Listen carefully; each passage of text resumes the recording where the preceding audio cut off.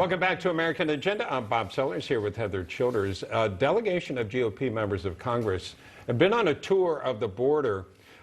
They were greeted by more than 100 illegal aliens who nonchalantly crossed the border right in front of them. Let's take a look at that. As we're here at the McAllen facility, you just saw a large number of kids just come running across the border. Here they are right here, just came into the country illegally, ran across, just got apprehended by Border Patrol agents. Now that's Steve Scalise, the congressman who was down there with a bunch of other people trying to see firsthand what it's like along the border. Yeah, there have been several different delegations that have gone down, and then obviously we talked with Congressman Keller at the top of the show, who said that he's going to go with another group next week. So they're all trying to go down there, see firsthand what the situation is, so they can then determine how best to make some changes.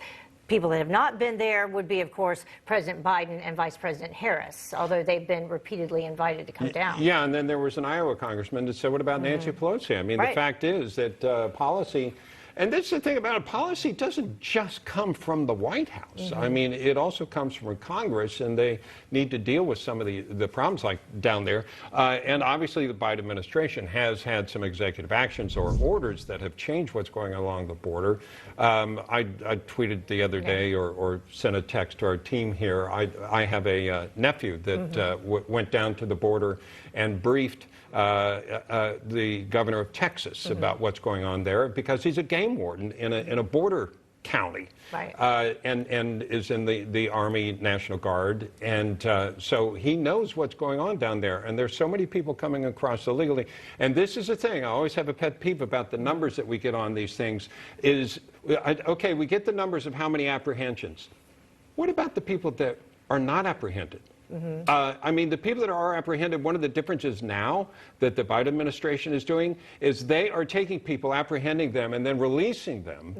And we talked to a sheriff down along the border who said 80% of those people will not come back for their so-called date to address whether they're allowed legally into the country. That was Sheriff Joe Frank Martinez from Valverde County in Texas, and he said that he personally wanted to invite the Vice President Harris, since she's allegedly in charge of what's happening there and making some changes. He invited her to come down to the border. Clearly that has not happened yet, but he said, you know, the biggest problem, as you were saying, are the people that get across the border that they don't catch, that should not be coming in as well, in reference to some of the cartel members and some of the MS-13 members that we've heard about recently being arrested there, and then even members of the terror watch list. We had a sheriff on that they talked, or a former member of the Border Patrol, and they call those gotaways. Gotaways. And that number is going up. But again, it's like, how do you know what that number is? You don't. If they got away. So you can estimate it, judging on what the flow is. But it seems like the Biden administration has, I don't like when they say we have open borders, because that's not our policy.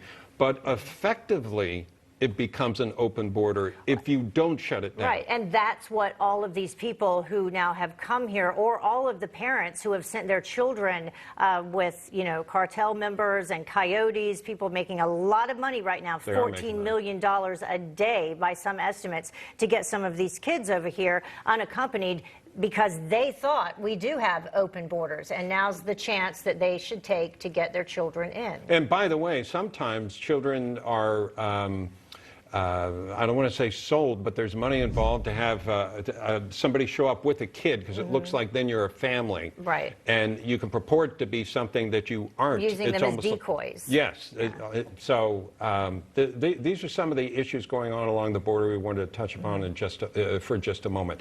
Meantime, folks, I want you to consider taking us along with you when you go out and about. We have an